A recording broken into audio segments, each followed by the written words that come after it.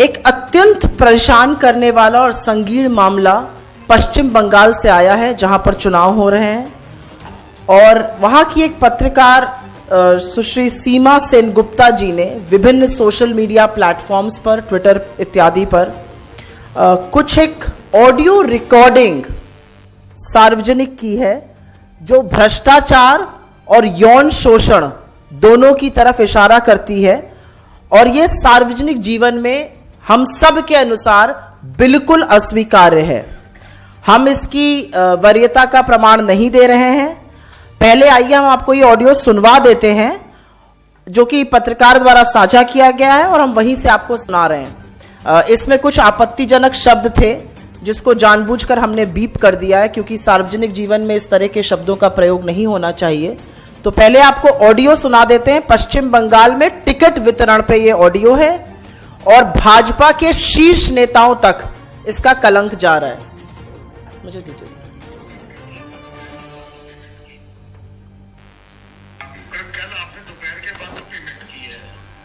हमने काम शुरू कर दिया है। अब ऐसा नहीं है कि आपने कल दे दिया और हम अभी आपको टिकट हाथ में दे दें। नहीं, वो बात के लिए नहीं, ठीक है ना। नहीं, आप रात भी आपने मेरे ख्याल से फोन किया, फिर अभी मैसेज कर रहे हैं आप मॉर्निंग में।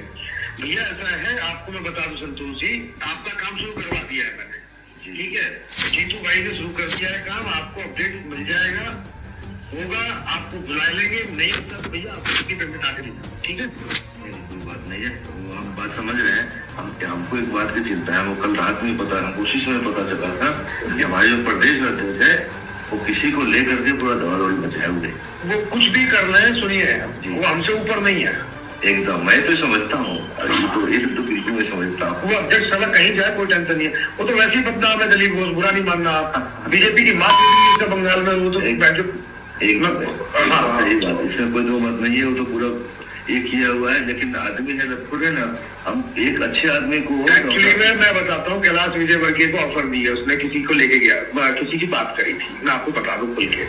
अच्छा, कैलाश जी से कुछ ऑफर वगैरह, कैलाश भी, आप बुरा मत मानिएगा, मैं खुल के बता देता हूँ आपको। वो भी मादक है, वो लड़कियां चाहता है कैलाश विजयवर्गीय, याशी करता है बंगाल में जाकर, दलीप घोष उसकी सेवा करता है, दोनों साले एक थाली के चट्टे बट्टे हैं। हमने जानबूझकर इसके कुछ पार्ट्स को बीप किया था क्योंकि मुझे ऐसा लगता है जहां पर महिलाएं हों और चाहे पुरुष भी हों, इस तरह की बातें, इस तरह के शब्दों का प्रयोग बिल्कुल नहीं होना चाहिए।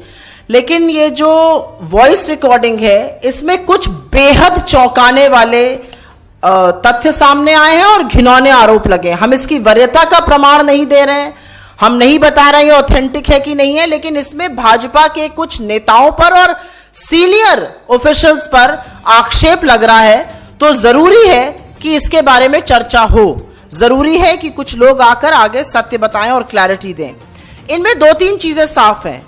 ये पब्लिक लाइफ में करप्शन की बात करता है, ये पब्लिक लाइफ में पैसा लेकर टिकट देने की बात करता है, ये यौन शोषण की भी बात कर रहा है, महिलाओं की भी बात हो रही है इसमें।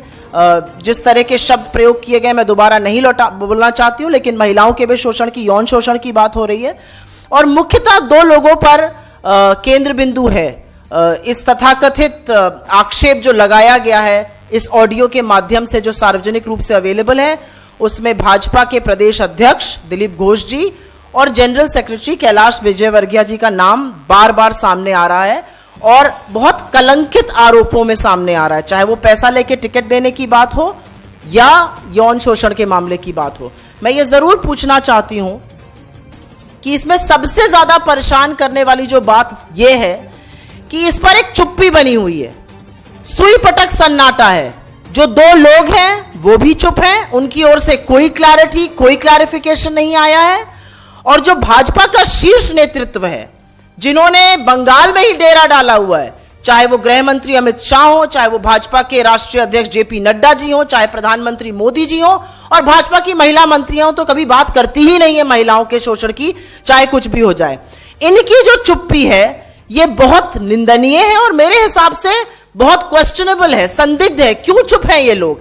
बहुत गंभीर और संगीन आरोप इनके खिलाफ लगे हैं। मेरा मानना यह है कि अगर ये आरोप झूठे हैं, जो कि तथाकथित आरोप लगाए गए हैं सार्वजनिक रूप से एक ऑडियो अवेलेबल किया गया और कहा गया कि इनके खिलाफ बात हो रही है। जो ऑडियो रिकॉर्डिंग अभी हमने आपको सुनाई और उसी के बेसिस पर हम ये प्रेस कॉन्फ्रेंस कर रहे हैं।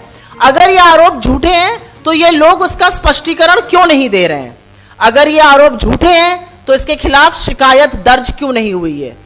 चाहे वो कैलाश विजयवर्गीय जी हो, चाहे दिलीप घोष जी हो, चाहे भाजपा की पूरी प्रणाली हो, इसके खिलाफ क्यों नहीं आवाज उठाई जा रही है? इसके खिलाफ अगर ये झूठ है तो क्यों नहीं शिकायत दर्ज हो रही है? और अगर ये झूठ है तो लोगों के मुंह पर ताला क्यों लगा हुआ है, चाहे वो प्रधानमंत्री जी हो, गृह मंत्री जी हो और भाजपा के राष्ट्रीय अध्यक्ष जेपी नड्डा जी हो? एक और चुप्पी अपने आप में सवाल पैदा करती है और वो चुप्पी है तृणमूल की सुप्रीमो ममता बनर्जी जी, जो अपने आप को औरतों की मसीहा और एक सशक्त नेत्री मानती हैं। वो इस पूरे मामले में चुप क्यों हैं? अगर ये झूठ है तब भी इसका पर्दाफाश होना चाहिए, और अगर वो इसको सच मानती हैं तो इसके खिलाफ कोई कंप्लेन, कोई एफआईआर, ईसी तक कोई क्यों नहीं गया है? ये सवाल भी हम उठाते हैं। ये मुद्दा और गंभीर इसलिए बन जाता है क्योंकि कुछ ही दिनों पहले पैमेला गोस्वामी नाम की जो युवा नेत्री बंगाल में गिरफ्तार हुई थी भाजपा की, उन्होंने, और कोकेन के साथ गिरफ्तार हुई थी, कोई छोटी मोटी चीज के साथ नहीं, 100 ग्राम। उन्होंने बड़े गंभीर आरोप लगाए थे कैलाश विजयवर्गीय जी के बड़े नजदीकी व्यक्ति पर, जो अब हिरासत में हैं। तो कहीं पर ये यौन शोषण, कहीं पर ये नशीले पदार्थों का मामला, पब्लिक लाइफ में इसकी कोई जगह नहीं है। पब्लिक लाइफ में प्रोबिटी होनी चाहिए। पब्लिक लाइफ में जरूरी है कि हम सब अबव द डाउट हो। Caesar's wife can has to be above doubt, above suspicion. तो पब्लिक लाइफ में इस तरह की बातों की कोई जगह नहीं है और इसीलिए हम चाहते हैं कि इस मामले की गहन छानबीन हो। मैं इस बात से और भी परेशान हूं कि अभी 2 हफ्ते नहीं हुए हैं और कर्नाटक बीजेपी में जो एमएलए रमेश जारकीहोली जी हैं, उनके खिलाफ बहुत गहन आरोप सामने आए थे। वहां पर भी यौन शोषण का मामला था, नौकरी के बदले यौन संबंधों की बातें हो रही थी। बजाय उनको सजा दी जाए, अभी तक उनको सजा नहीं मिली है, बजाय उनके खिलाफ कोई मुकदमा दर्ज हो, लड़की को ही दया धमकाया जा रहा है। और ये पहली बार कर्नाटक में नहीं हुआ है। कर्नाटक के सदन में जो बैठकर आपत्तिजनक वीडियो देखते हैं, पॉर्न फिल्म्स देखते हैं, उनको ऊंचे पदों पर बिठा दिया जाता है भाजपा की सरकार ने। तो मैं जानना चाहती हूं कि पुरस्कृत गलत लोगों को किया जाता है, जो महिलाओं का अपमान करते हैं, यौन शोषण की बातें करते हैं, उनको किया जाता है, और महिलाओं को डराया धमकाया जाता है। मैं यह भी पूछना चाहती हूं कि महिलाओं के खिलाफ ऐसे आरोपों पर भाजपा चुप क्यों रहती है? इतनी सहिष्णुता पूरी की पूरी भाजपा में क्यों है? क्योंकि कुछ ही दिनों पहले, भी 3-4 दिन पहले, भाजपा का एक और मामला सामने आया था मध्य प्रदेश में, जहां एक लड़की ने यौन शोषण का आरोप लगाया था और वो वीडियो बहुत वायरल हुआ था। हमारे मध्य प्रदेश के कांग्रेस के साथियों ने इस मुद्दे को उठाया भी, अब तक उस पर कुछ हुआ नहीं है। तो मैं कहीं ना कहीं जरूर पूछना चाहती हूं कि क्यों महिलाओं के खिलाफ इतने गहन आरोप आते हैं और क्यों पब्लिक लाइफ में इसके बारे में भाजपा स्पष्टीकरण नहीं देती है।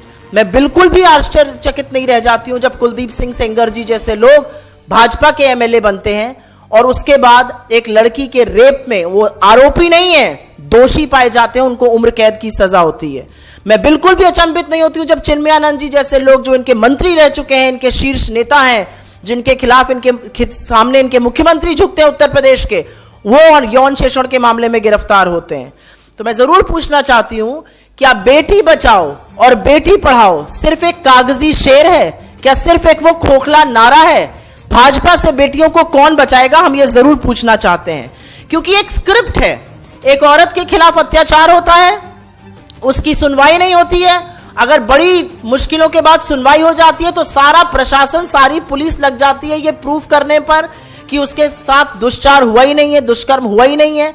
अगर वो भी नहीं हो पाता तो लड़की के चरित्र हनन में लग जाते हैं और उसके बाद उसके परिवार को धमकाया जाता है। ये स्क्रिप्ट है और इस सब पर भी भाजपा के शीर्ष नेताओं के मुंह में दही जम जाती है, ताला लग जाता है। यहां तक कि उनकी महिला नेत्रियां जो ऐसे प्रदेशों से आती हैं जहां पर औरतों के खिलाफ इस तरह के अपराध के मामले आते हैं और बाल विकास मंत्रालय की मंत्री होने के नाते भी वो कुछ नहीं बोलती हैं, और इस पर हम जरूर सवाल उठाते हैं। आज एक बहुत बड़ी बात सामने आई है, एक बहुत बड़ा यौन शोषण का आरोप लगा है बंगाल में और वहां पर चुनाव हो रहा है, वहां पर पैसे से टिकट देने की बातें हो रही हैं।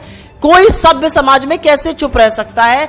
आपको आगे आकर इसका स्पष्टीकरण देना पड़ेगा। अगर ये गलत है तो इसके खिलाफ कार्रवाई करिए। अन्यथा सच तो बताइए क्या है।